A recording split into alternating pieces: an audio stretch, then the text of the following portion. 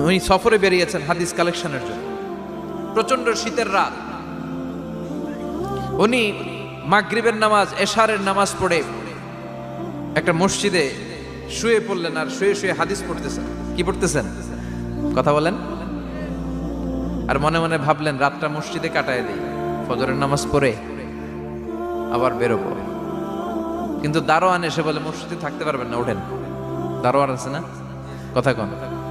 আহমদ ইবনে হাম্বল বললেন আমি শুধু রাতটা থাকতে চাই, আমি তো ফজরেরও মুসল্লি, ফজর নামাজ পড়বো তো এই মসজিদে, আমার থাকতে দাও। দারোয়ান তো দেয় না, কেন?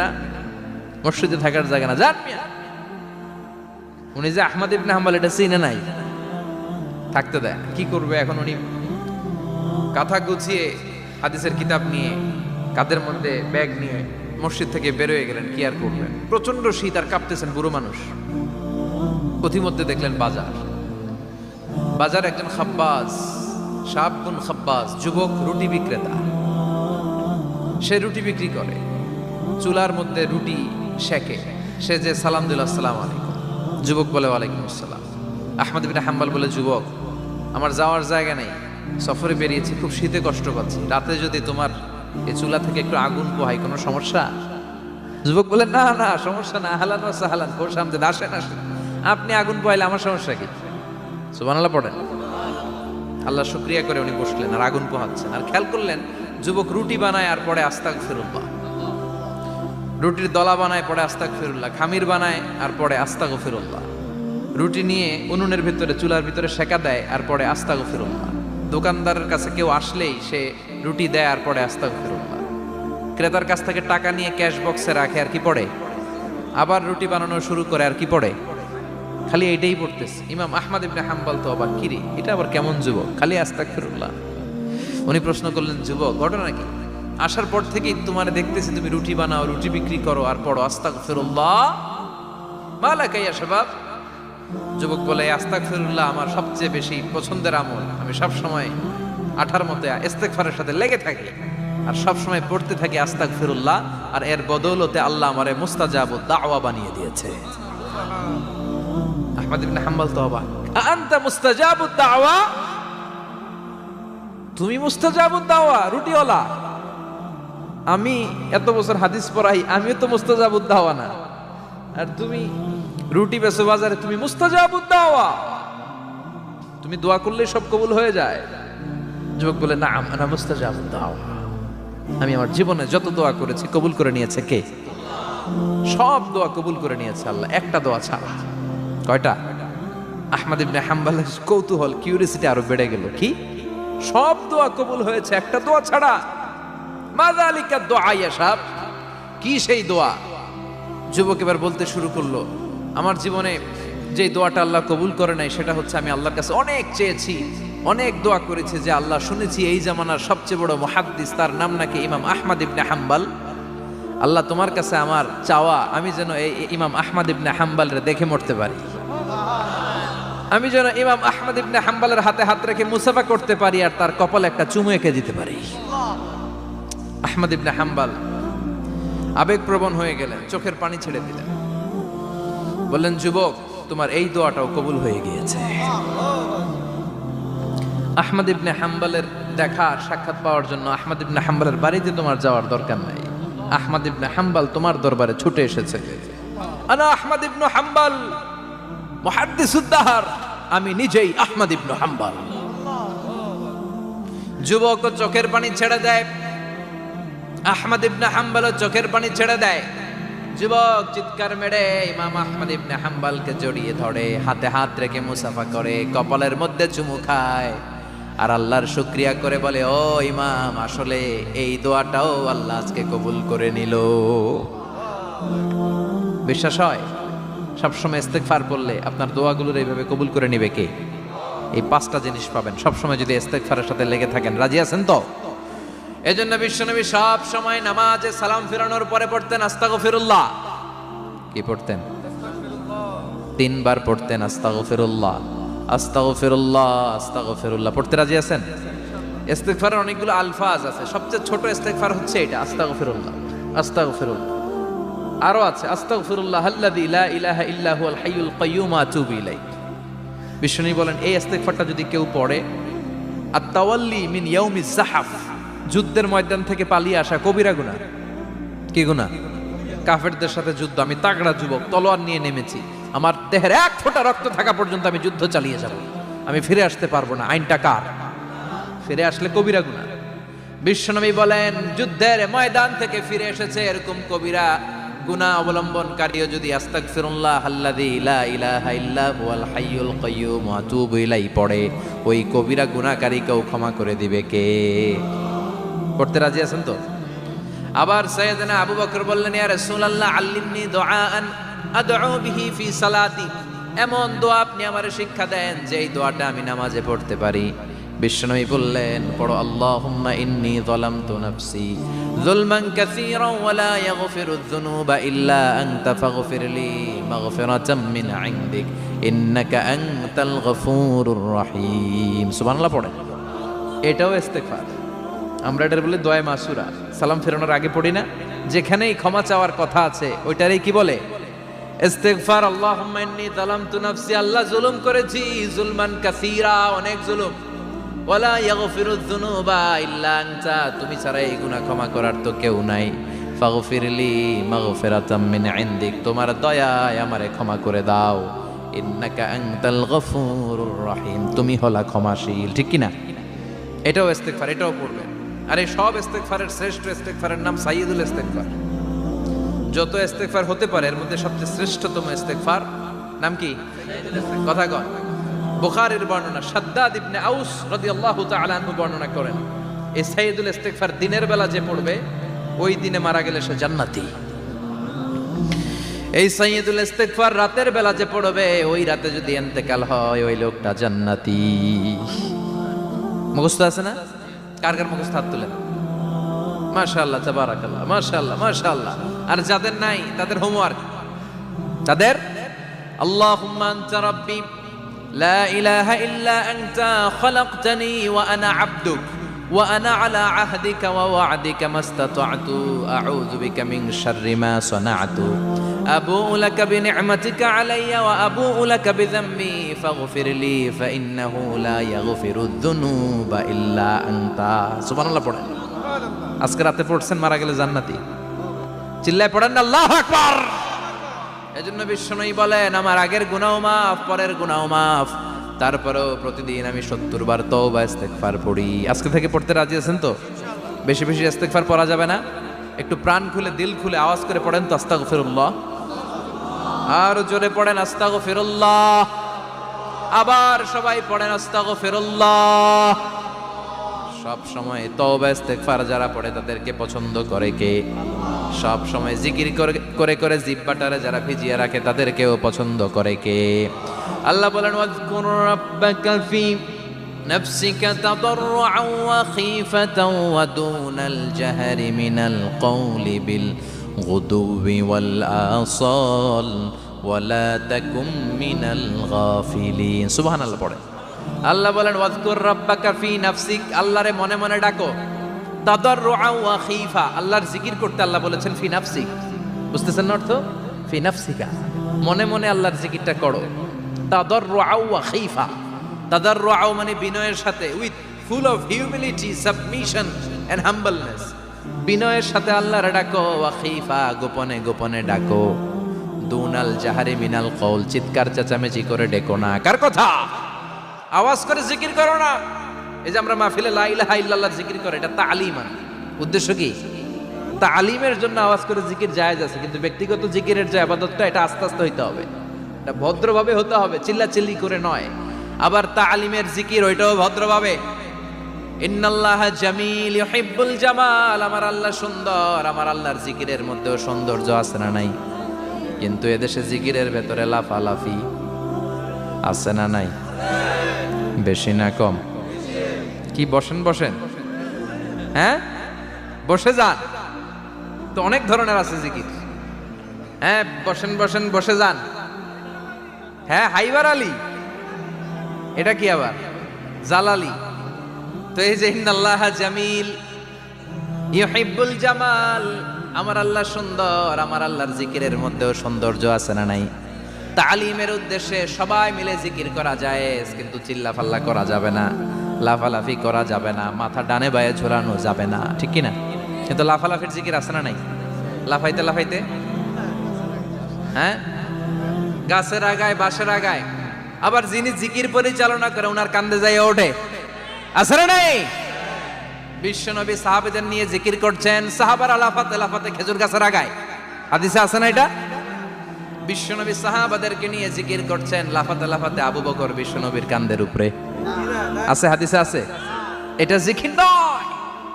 কি সুন্দর দেখেন, ইসলাম বোঝা কত সহজ। ওয়াজকুর রাব্বাকা ফি নাফসিকা তাদাররুআ ওয়া খাইফা, গোপনে জিকির করো, ভদ্রতার সাথে বিনয়ের সাথে জিকির করো। ওয়ালা তাকুম মিনাল গাফিলিন দুনাল জাহারি মিনাল কওল, চিৎকার চেঁচামেচি করে জিকির করো না।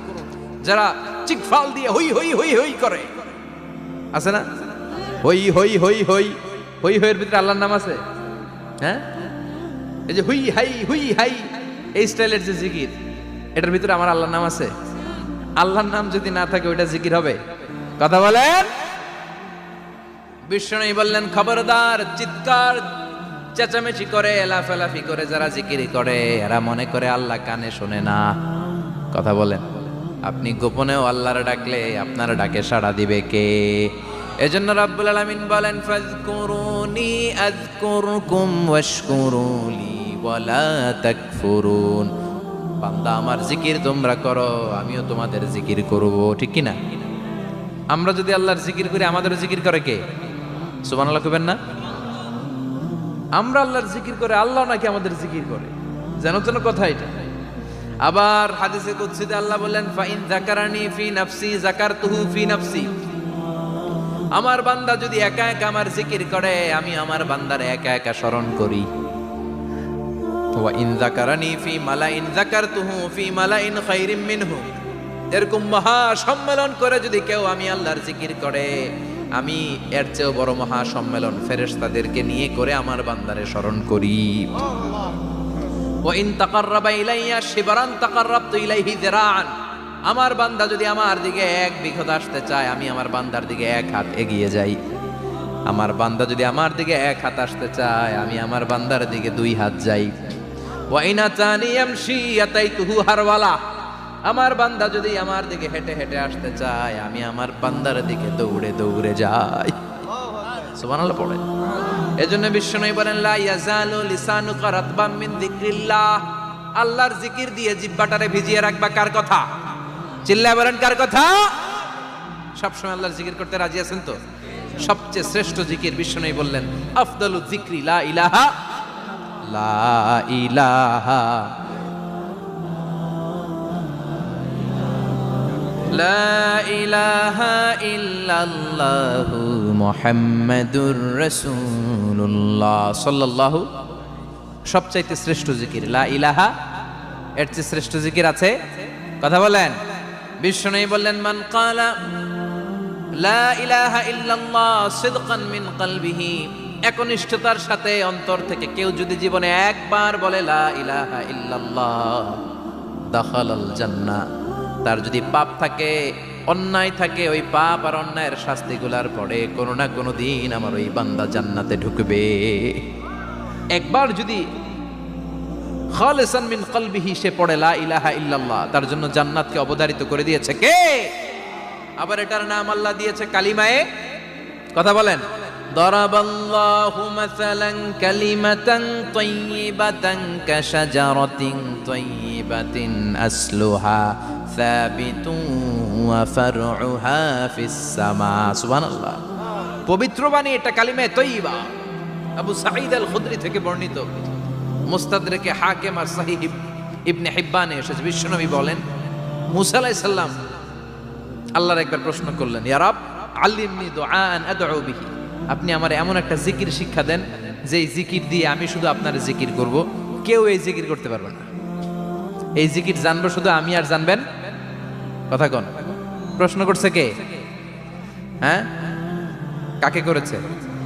আল্লাহ এমন একটা জিকির শিখান যেই জিকির কেউ জানে না, আমি জানবো, আর ওই জিকির দিয়ে প্রাণ ভরে আপনারে ডাকবো। আল্লাহ বললেন, মুসা পড়ো লা ইলাহা লা ইলাহা ইল্লাল্লাহু মুহাম্মাদুর রাসূলুল্লাহ। মুসা আলাইহিস সালাম বললেন, আল্লাহ চাইলাম কি, কইলেন কি? লা ইলাহা তো জাতীয় জিকির, এটা তো আন্তর্জাতিক জিকির, এটা জানে না এমন কেউ নাই। এমনকি হিন্দু ভাইরাও জানে, কথা কন। আল্লাহ আমি তো চাইছিলাম এক্সক্লুসিভ, আমার জন্য স্পেশাল, এর চেয়ে সুন্দর আর কেউ জানবে না, এত সুন্দর একটা জিকির আপনি দিবেন, এটা আমি ডাকবো আপনারে আর আপনি শুনবেন। আল্লাহ বললেন, মুসা এর চেয়ে দামি আমার কাছে নাই।